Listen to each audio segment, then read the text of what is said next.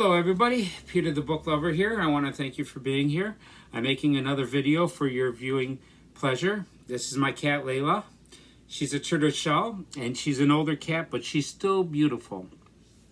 Now, I am a booktuber. I make videos to where I talk about books and I sometimes talk about movies, and I have a great time doing it. Hopefully you'll have a good time being here as well. And today I'm going to talk about this book, plus more. But this is the book that I just recently finished. This is I Survived the Sinking of the Titanic, 1912. This is a really interesting one. I'm going to enjoy talking about it. But before I get in, I want to thank you for being here.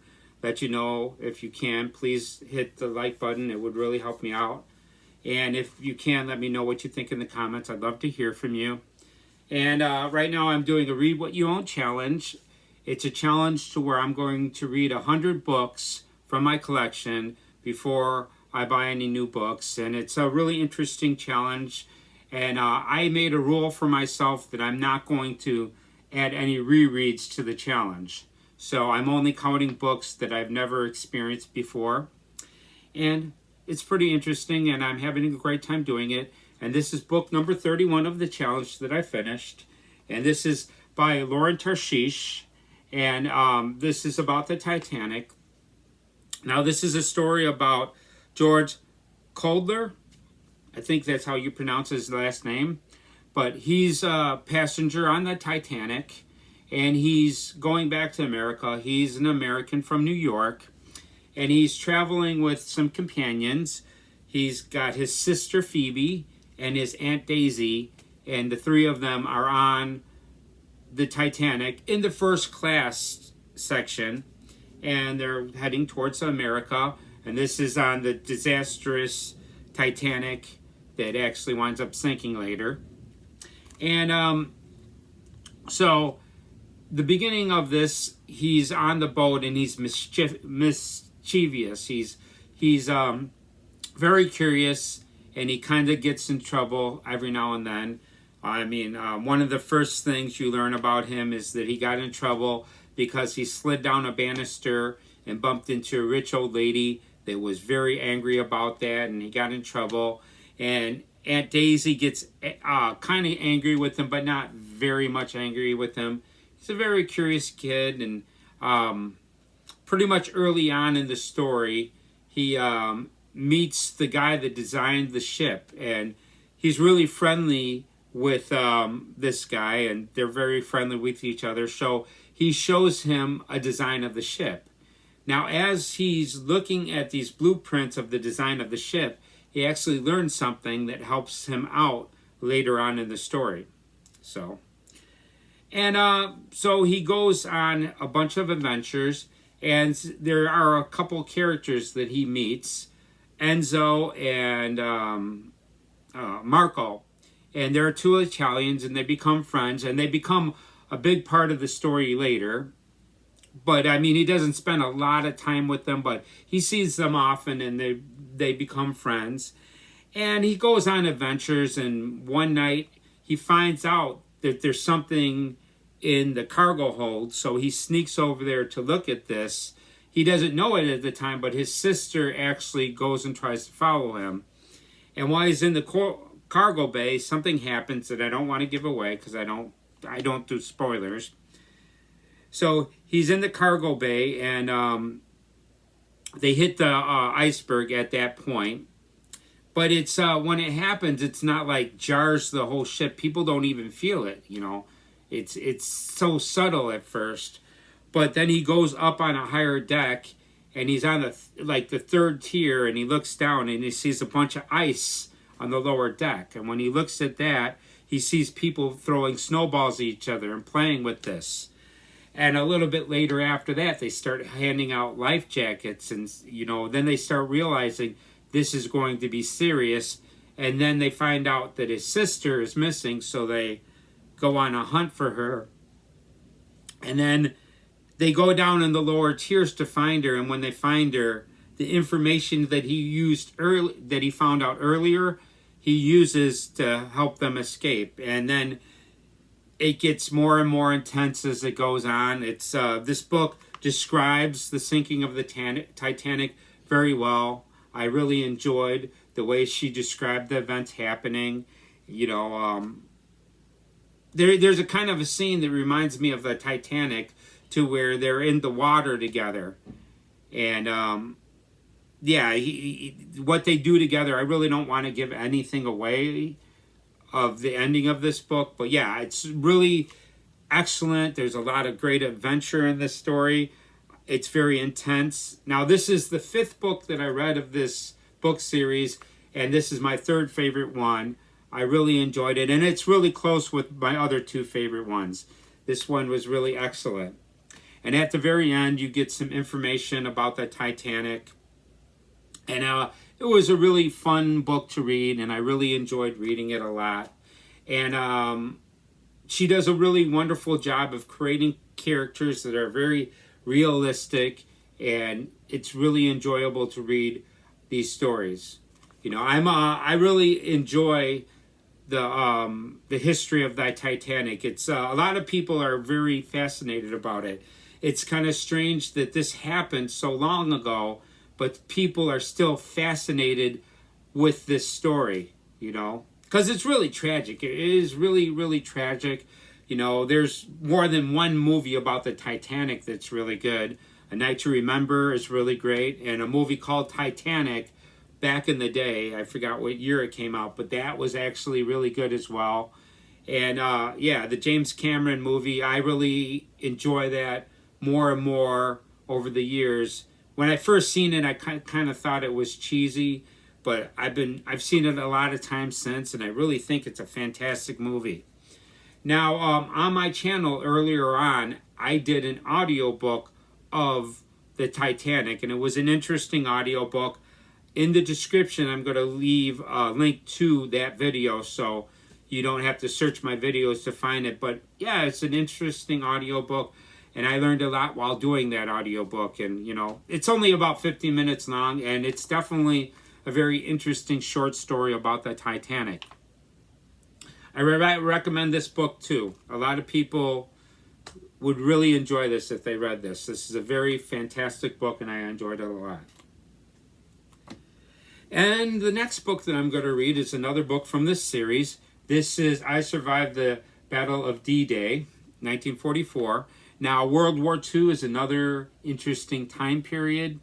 I've read other books about this. Now, I've read 62 pages of this so far, and so far this is very interesting. This is a person named Paul. He's a French person, and he is in a village that's taken over by Nazis, and it's his first-hand account of what's going on, and he learns about the resistance as we're going through this story, and it's very interesting so far, and there's some really intense parts. He meets an American soldier that's hanging in a tree that he helps cut down, and they work together, and they find the resistance base. And, you know, he's so surprised because there's a lot of people that he knew in personal life that were part of the resistance, and he's shocked to see people there. Even his mother is part of the resistance, and he's surprised when he runs into her. This is really interesting. Now, the battle of the Battle of D-Day, when they invade the beaches of Normandy, I really find that fascinating. I really love the beginning to Saving Private Ryan. That's a really interesting scene in the movie. I really love that scene when it opens with the invasion of Normandy. There's video games that I played to where I stormed the beaches of Normandy as a video game character. I believe it was Call of Duty or Medal of Honor or something like that. But I've actually played video games to where I was part of the invasion, and it's really interesting. I've also watched movies about the invasion during D-Day, and it's always been fascinating. World War II is a very dark part in our history. I mean, I've read some books about the Holocaust as well.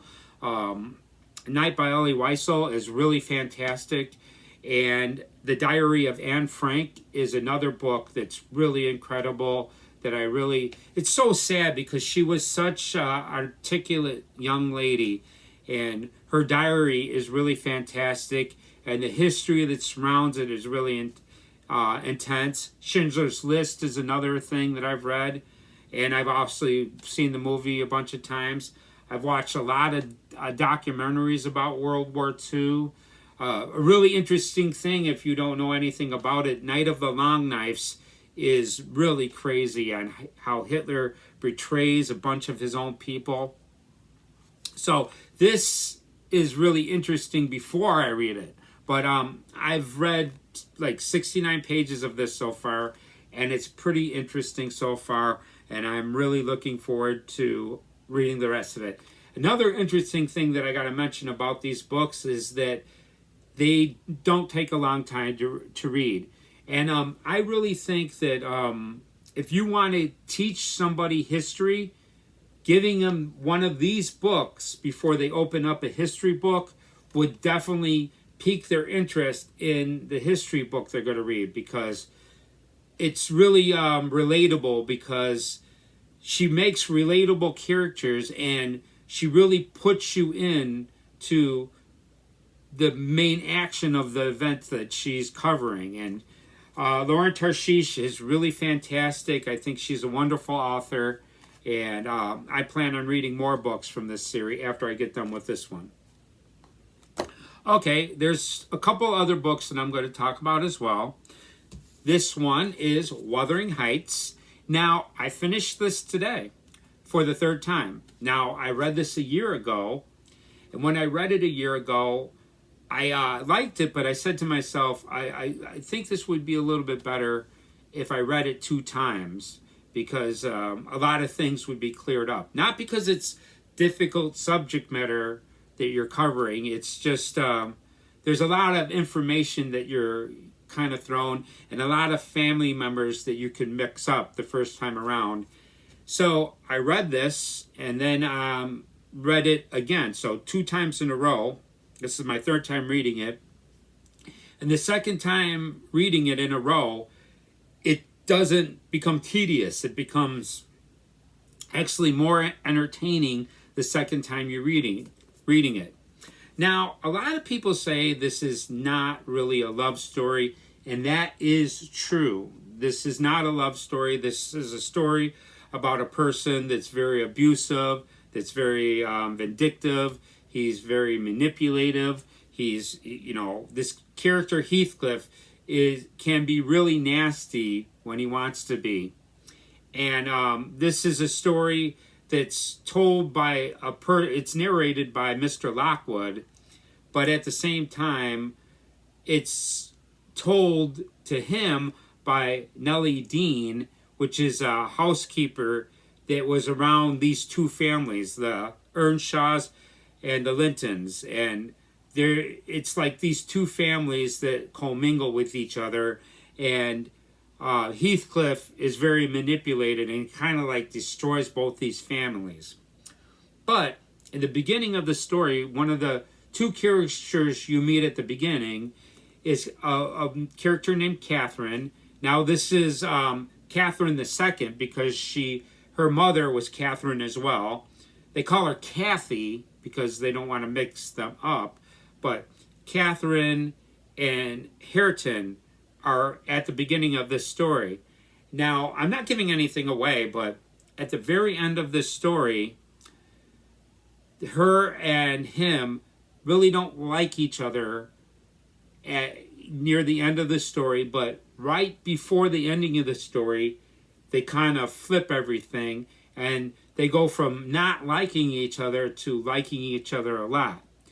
Now, when I'm reading this part, it really takes me back to Beauty and the Beast, and it really reminds me of how the Beast and Belle actually, like, he's really hard at first, and he's kind of a mean, scary character, but there becomes a point in the story to where he actually becomes a loving, gentle, beautiful creature. And same thing that happens here. So there is a love story in this story. People are going to say no, because this story really focuses on Heathcliff. And plus, this is a ghost story, and it's a really interesting ghost story, but it's not like a haunted house ghost story. But there are some ghosts in this story, not like a Christmas Carol to where you really talk to them. But yeah, there's a couple ghosts in this story, and it's really interesting. I really enjoyed this a lot. Now, the reason why I read Wuthering Heights by Emily Bronte is because I'm joining a book club. It's called Book Minded. It was started by Eden Ayash, and I'm going to put the information of the book club if you want to join us.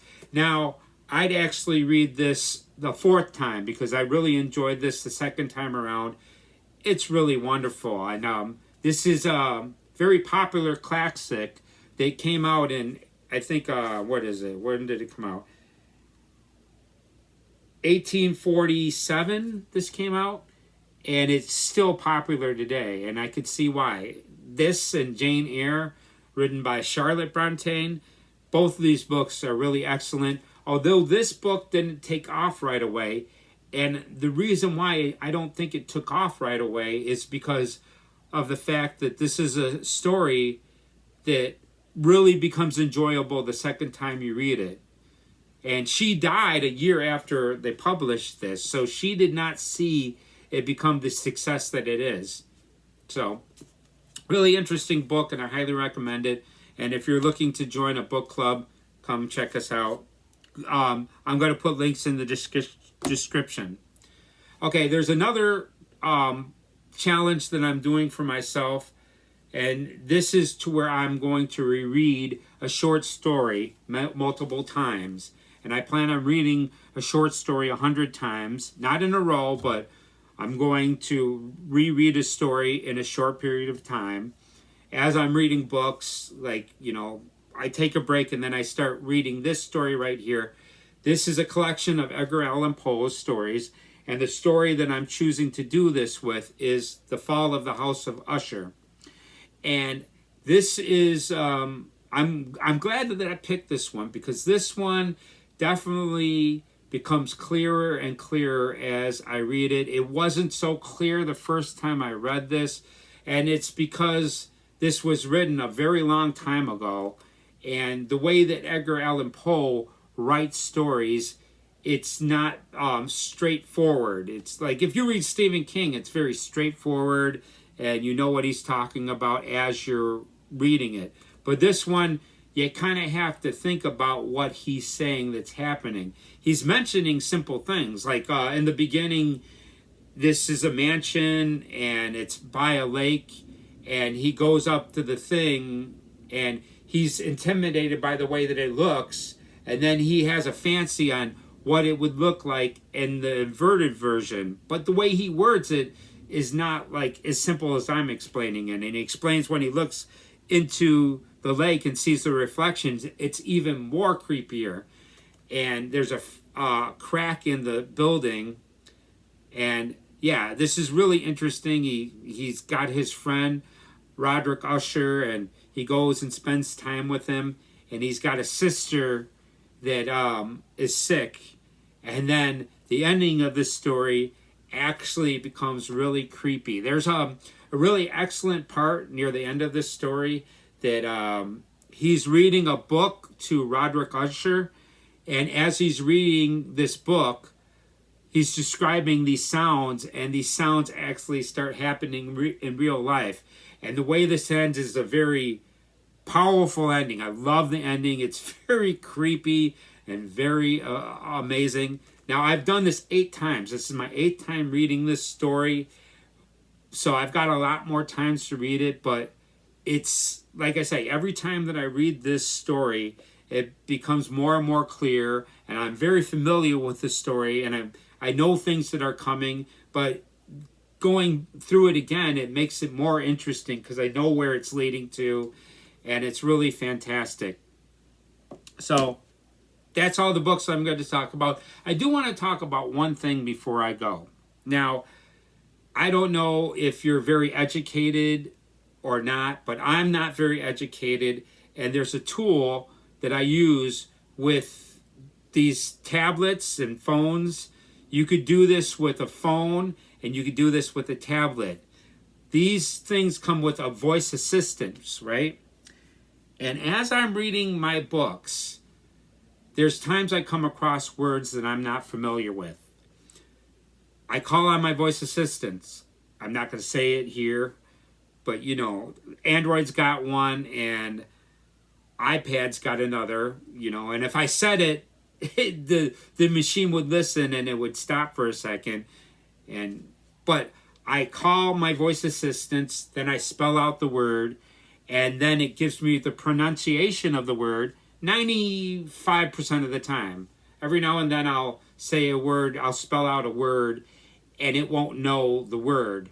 But most of the time, I spell out a word, and it will give me the definition of the word and the pronunciation. And that's been really helpful. And I don't know if you're a reader that's educated that don't need that, but there are certain people that are new to reading, and they're inspired to read from booktubers. So this is a really helpful tool. So I highly recommend you checking that out if you haven't checked that out. It's really helpful for me.